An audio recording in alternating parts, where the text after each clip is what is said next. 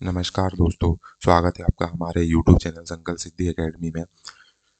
दोस्तों आज हम 5 जून 2026 के करंट अफेयर देखेंगे जो कि सभी एग्जामों के लिए महत्वपूर्ण है।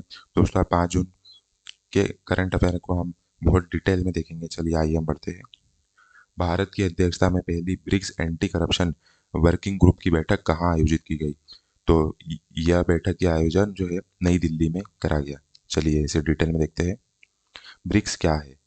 ब्रिक्स 5 प्रमुख उभरती अर्थव्यवस्थाओं का समूह है जिसके अंतर्गत ब्राजील, रशिया, इंडिया, चाइना और साउथ अफ्रीका ब्रिक्स में BRICS के अंतर्गत ये देश का समूह है।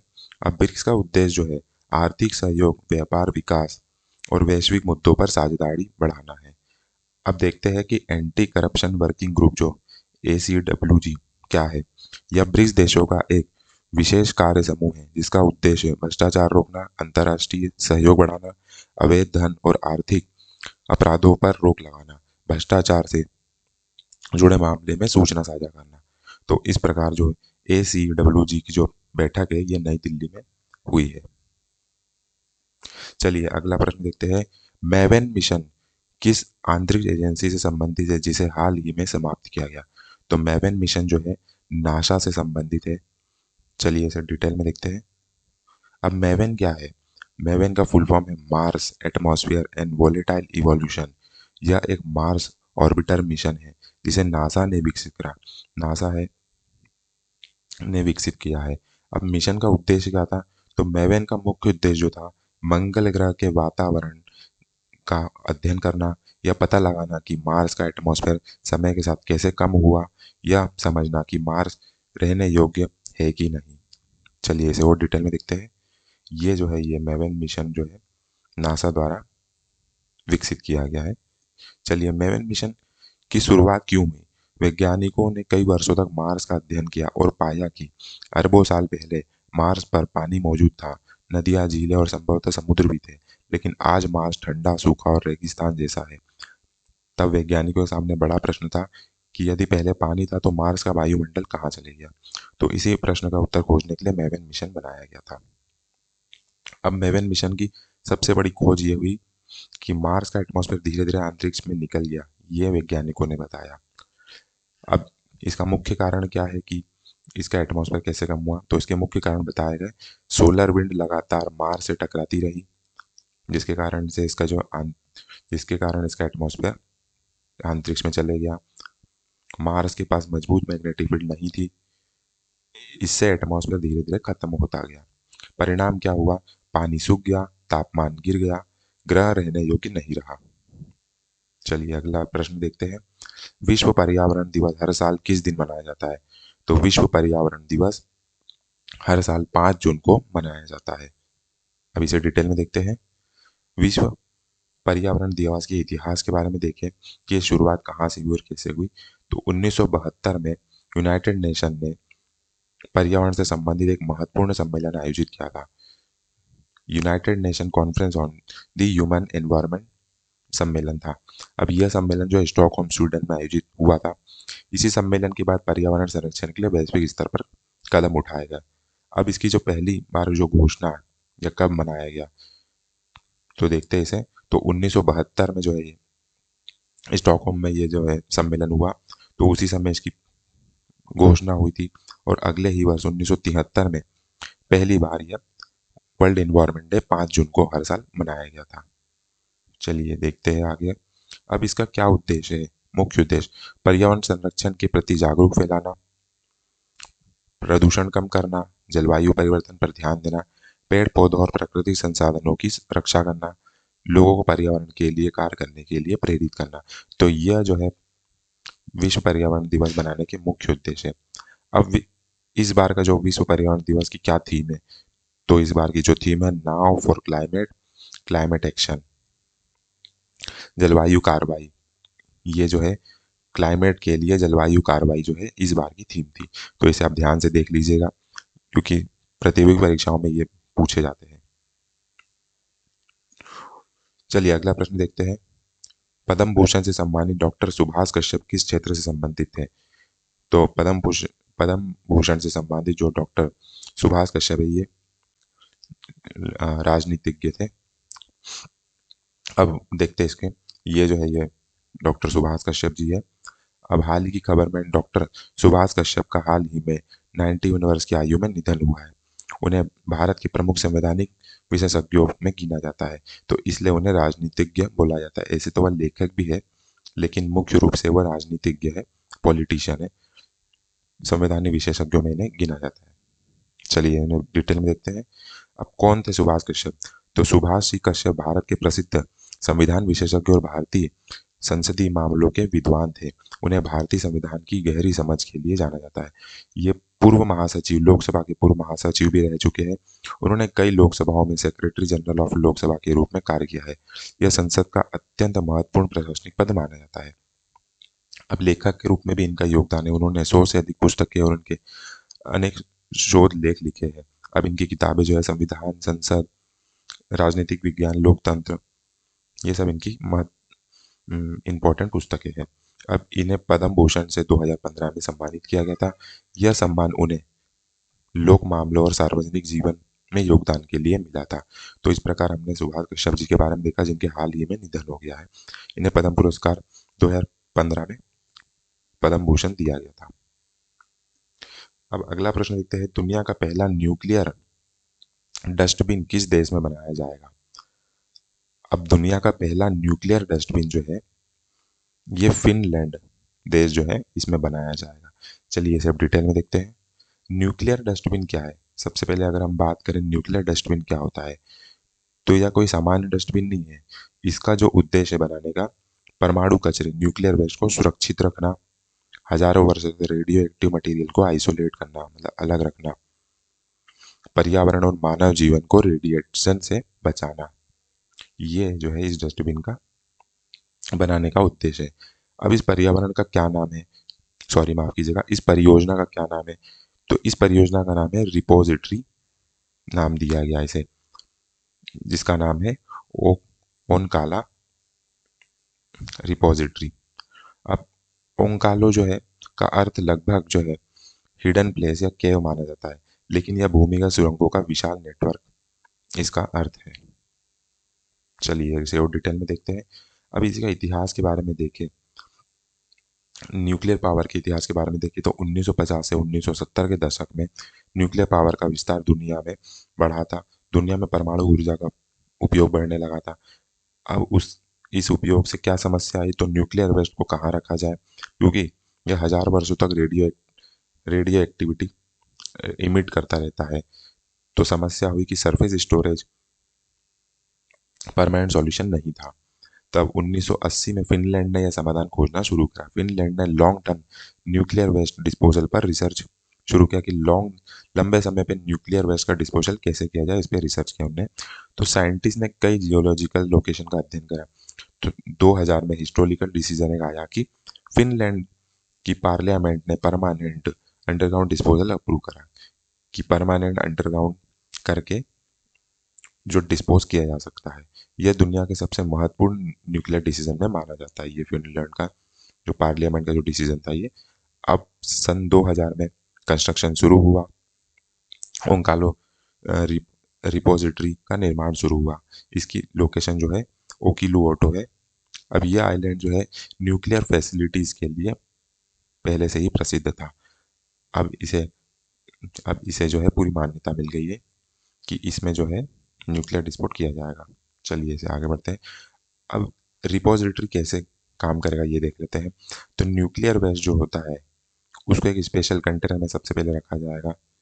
अब उसके स्पेशल कंटेनर के बाद उसको कॉपर कंसीडर से सील करा जाएगा।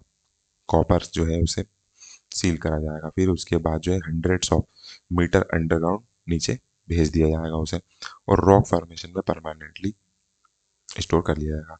एक रॉक फॉर्मेशन जो है उसमें उसको परमानेंटली स्टोर करके रख दिया जाएगा। इस प्रकार जो है उसके रेडिएशन से उसके बचा जाएगा। इसी को जो है न्यूक्लियर डस्टबिन कहा गया, जो है फिनलैंड में बनाया जाएगा।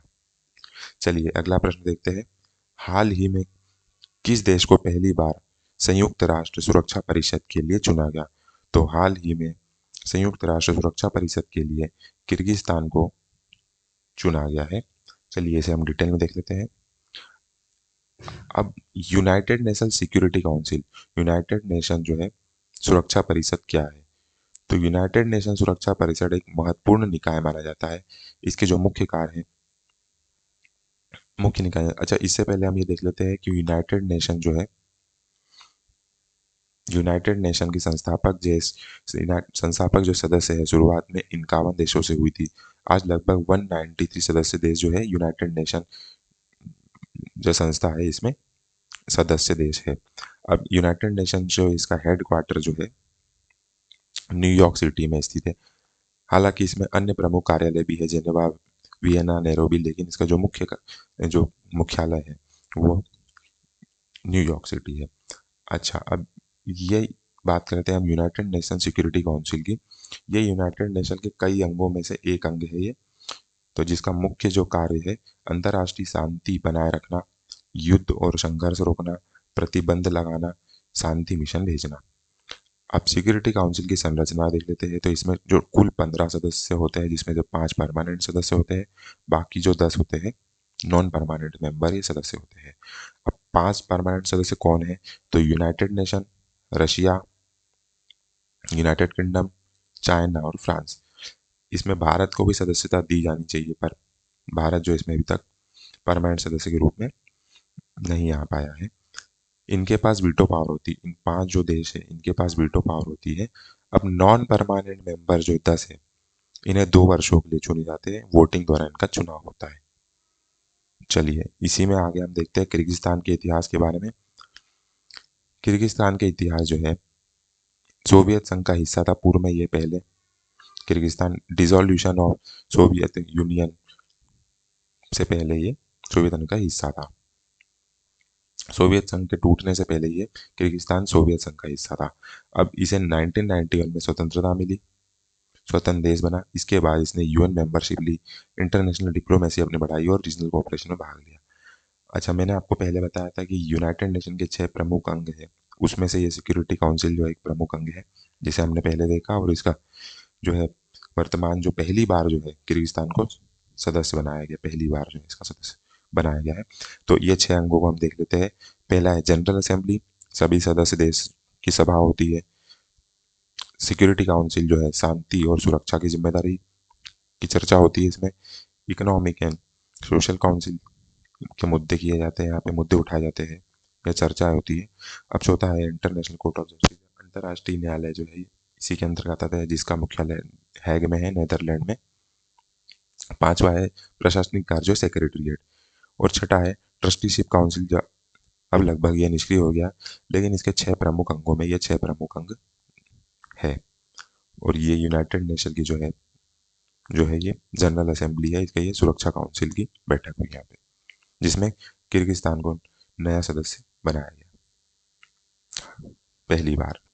चलिए दोस्तों, अगर आपको हमारा वीडियो अच्छा लगता है तो चैनल को सब्सक्राइब कीजिए, लाइक कीजिए और लोगों को शेयर कीजिए। चलिए अगला प्रश्न देखते हैं। चूमर गांव कहाँ स्थित है, जिसे भारत का पहला मॉडल सीमावर्ती गांव बनाया गया है?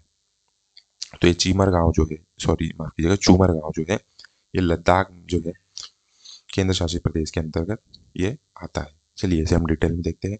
और ये देखिए आपकी, ये है चूमर गांव, ये लद्दाख के एकदम दक्षिण पूर्वी इलाके में चाइना बॉर्डर से लगा हुआ है ये चूमर गांव। अब चूमर गांव कहाँ है? तो हमने पहले देखा कि चूमर गांव जो दक्षिण पूर्वी लद्दाख में स्थित है, भारत चीन सीमा के निकट है, ऊंचाई वाले रिमोट क्षेत्र में स्थित है। यह रणनीतिक रूप से बहुत महत्वपूर्ण माना जाता है। सीमा क्षेत्र, अब इसे जो है बॉर्डर क्षेत्र जो बनाया जा रहा है, तो इसका क्या महत्व है? जब भारत और चीन की सीमा संबंधी परिस्थितियां महत्वपूर्ण होने लगी सीनो इंडिया वार के बाद, इस क्षेत्र का स्ट्रेटेजिक महत्व बढ़ गया, क्योंकि यह बॉर्डर के काफी नजदीक निकट है, मिलिट्री मूवमेंट के लिए महत्वपूर्ण लोकेशन है, सर्विलियंस और इंफ्रास्ट्रक्चर डेवलपमेंट के लिए ये जरूरी हो गया। इसलिए ये चूमर गांव को मॉडल बॉर्डर विलेज बनाया गया। अब देखते हैं मॉडल बॉर्डर विलेज क्या होते हैं और क्या उद्देश्य है। तो मॉडल बॉर्डर विलेज का जो उद्देश्य है, जो है आधुनिक इंफ्रास्ट्रक्चर देना, बेटर रोड सुविधाएं देना, इंटरनेट कनेक्टिविटी देना, स्कूल देना, हेल्थ केयर देना, टूरिज्म प्रमोट करना। सरकार चाहती है कि बॉर्डर विलेजेस खाली ना हो, स्थानीय आबादी मजबूत बनी रहे, जिससे सीमावर्ती इलाकों में जो है सर्विलियंस और स्ट्रेटेजिक महत्व को और इंफ्रास्ट्रक्चर डेवलपमेंट को बढ़ाया जा सके और किया जा सके। चलिए अगला प्रश्न देखते हैं। पहलाज निहलानी कौन थे जिनका 76 की आयु में निधन हो गया? तो ये जो थे फिल्म मेकर थे पहलाज निहलानी, इनका हाल ही में निधन हो गया। चलिए हम इसे डिटेल में देखते हैं। अब ये प्रसिद्ध फिल्म इंडस्ट्री से जुड़े हुए थे, तो इनकी प्रसिद्ध फिल्में हैं जिसमें इन्होंने ये प्रोड्यूसर के रूप में भूमिका निभाई। उन्होंने जिन फिल्मों में पहचान बनाई उनमें शामिल है आंखें, शोला और शबनम और इल्जाम। इन फिल्मों में उन्होंने बॉलीवुड प्रोड्यूसर के रूप में प्रसिद्धि बनाई है।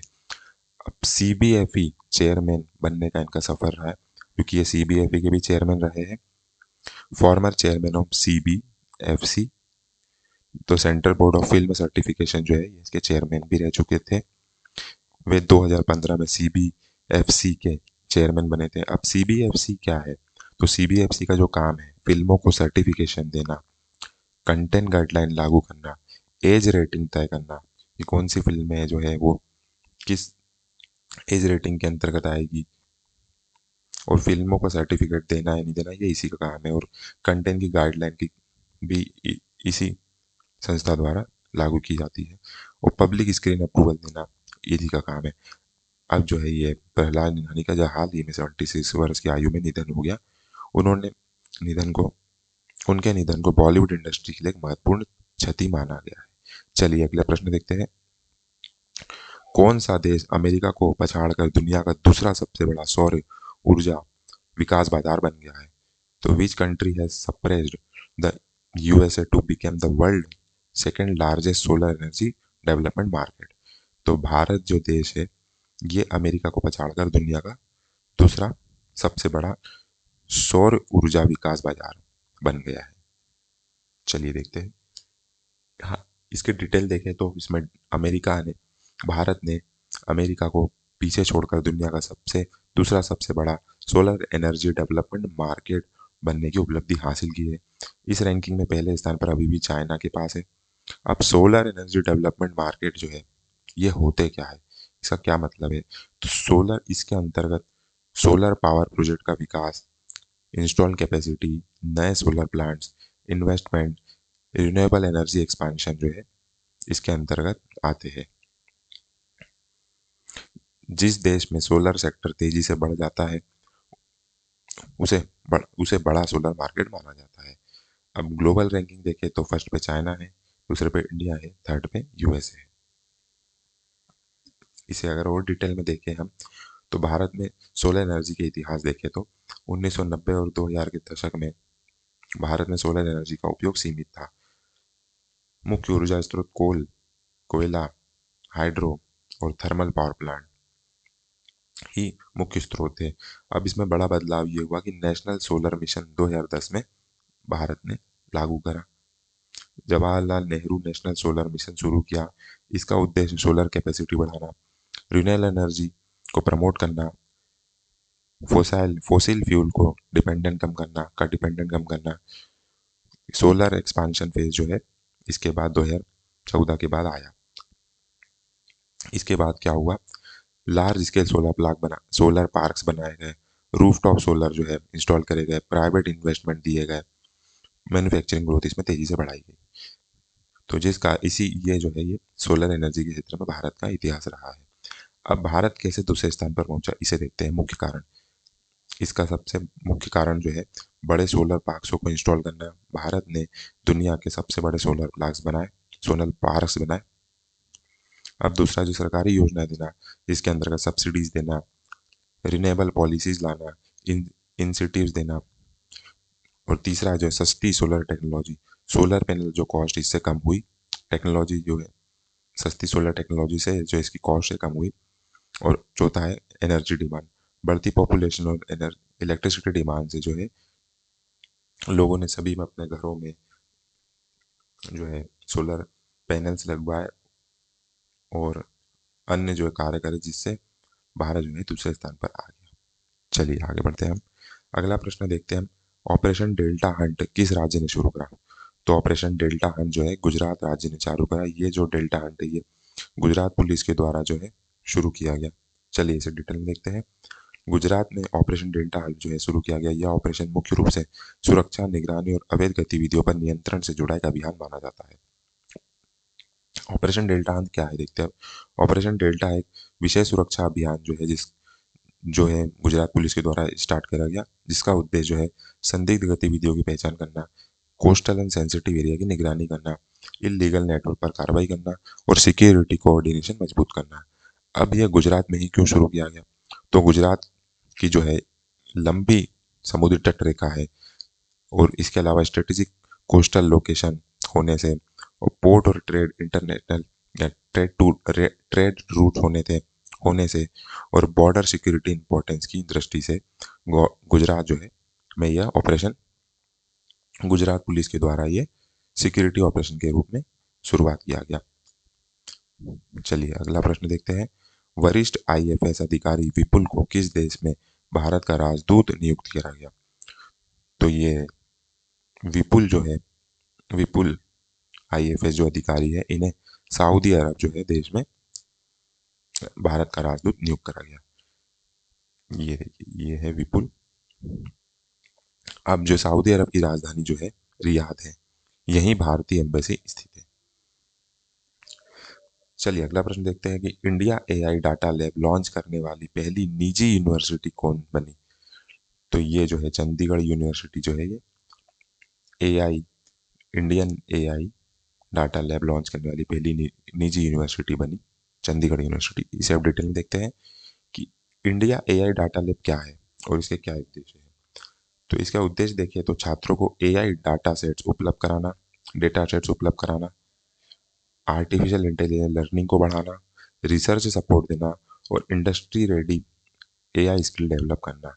तो इन सब चीज़ों के उद्देश्य से एआई डाटा लैब जो है चंडीगढ़ यूनिवर्सिटी ने लॉन्च करा है। यह इनिशिएटिव एआई इकोसिस्टम को मजबूत बनाने की दिशा में कदम माना जाता है। अब इंडिया एआई क्या है? तो इंडिया एआई एक नेशनल इनिशिएटिव है जिसमें आर्टिफिशियल इंटेलिजेंस को एडॉप्टेशन को बढ़ाने के लिए, इनोवेशन सपोर्ट करने के लिए और रिसर्च इकोसिस्टम मजबूत करने के लिए इस पर केंद्रित किया गया। अब इसका उद्देश्य जो है इंडिया को एआई पावर्ड इकोनॉमी बनाना है। चलिए अगला प्रश्न देखते हैं। आईसीसी ने किस देश की सदस्यता हाल ही में रद्द कर दी है? तो आईसीसी ने कनाडा देश की सदस्यता जो है रद्द कर दी है। चलिए इसे डिटेल में देखते हैं। आईसीसी सबसे पहले बात देख लेते हैं आईसीसी क्या है। आईसीसी का फुल फॉर्म है इंटरनेशनल क्रिकेट काउंसिल। यह विश्व क्रिकेट की गवर्निंग बॉडी है। इसके जो मुख्य कार्य है उसके अंतर्गत अंतर्राष्ट्रीय क्रिकेट का संचालन करना, रूल्स बनाना, वर्ल्ड कप का आयोजन करना, मेंबर्स कंट्री को रेगुलेट करना। अब क्रिकेट कनाडा क्या है? तो क्रिकेट कनाडा जो कनाडा में क्रिकेट को मैनेज करने वाली संस्था है।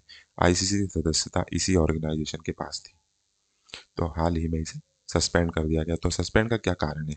तो आईसीसी बोर्ड ने क्रिकेट कनाडा को मेंबरशिप ऑब्लिगेशन के सीरियस ब्रीचेस के कारण सस्पेंड किया है, जिसका मुख्य चिंता है क्या थी? Governance failure, financial administration issue, corruption allegation और एंटी करप्शन इन्वेस्टिगेशन। इन सब कारणों से जो है क्रिकेट कनाडा जो है इसको आईसीसी ने रद्द कर दिया गया सदस्यता को।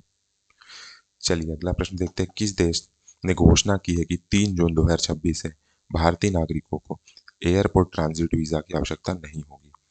तो जर्मनी देश ने जो है ये घोषणा करी है।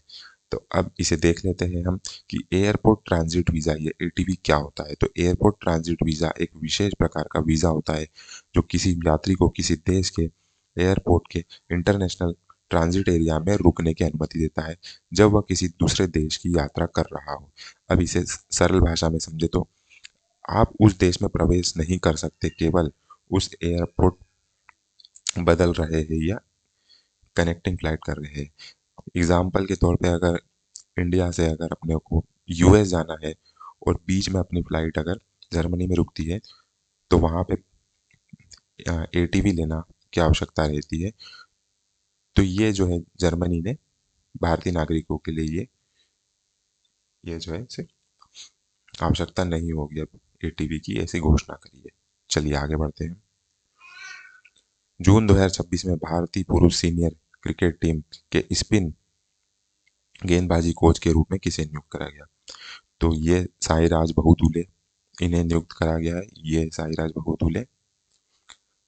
अब देखते हैं भारत में स्पिन बॉलिंग क्यों महत्वपूर्ण है। इंडिया लंबे समय से वर्ल्ड क्लास स्पिनर के लिए जाना जाता है। अब इसके कुछ प्रसिद्ध भारतीय स्पिनर जो है अनिल कुंबले, हरभजन सिंह, रविचंद्रन अश्विन। तो जिस कारण से ये इसे प्रमोट करने के लिए और इसमें निगरानी और विकास करने के लिए साईराज बहुदूले जो है इन्हें भारतीय पुरुष सीनियर राष्ट्रीय क्रिकेट टीम के स्पिनर कोच के रूप में नियुक्त करा गया है हाल ही में। तो दोस्तों आज के लिए इतना ही। हमने 5 जून 2026 के करंट अफेयर को पूरे डिटेल से देखा। तो आशा करता हूँ कि आपको वीडियो अच्छी लगी होगी। तो दोस्तों चैनल को सब्सक्राइब कीजिए, लाइक कीजिए और अपने दोस्तों में शेयर कीजिए। तो जय हिंद, जय भारत।